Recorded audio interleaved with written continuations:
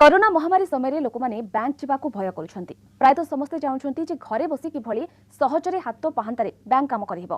Passbook संबंध रे हो किंबा बैंक बैलेंस जानिबाकू हेले हमको साधारणतः बैंक किंबा एटीएम जावाक पड़िथाय।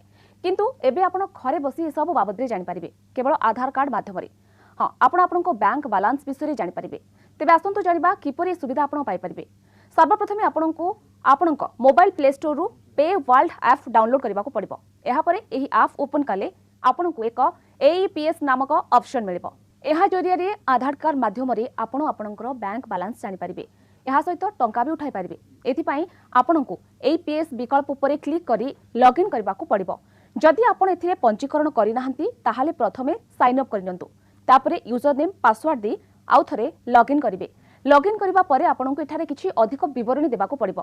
तेबे ए सब करिबा परे आपणको बैंक डिटेल को जिबाकू पड़िबो एवं सेठारे ऐड बैंक अकाउंट ऑप्शन उपरे क्लिक करबाकू पड़िबो। एहा परे आपणको बैंक अकाउंट उपरे किछि डाटा देबा पई कहजिबो। से सब को आपणको भरिबाकू पड़िबो। एहा परे गूगल ले पे वर्ल्ड रिटेलर को जाई लॉगिन करबाकू पड़िबो। एथिरे लॉगिन हेबा परे डीटीएच मोबाइल रिचार्ज उपरे क्लिक करबाकू पड़िबो। एहा को खुलिबा मात्रे आपणको सामने रे किछिटा ऑप्शन देखा देबो। आउ से सब ऑप्शन भितरु आपणको एपीएस उपरे क्लिक करबाकू पड़िबो। एहा क्लिक करबा परे अनेक खुडी प्लान शो करबो। आउ सेथि मध्यरु आपणको 999 टंकार प्लान को बाछिबाकू पड़िबो। कोनोसी प्लान बिना आपण ए सुविधार लाभ उठाई परिबे नाही। एहा परे आपणको बाय प्लान उपरे क्लिक करी पेमेंट ऑप्शन को जिबाकू पड़िबो।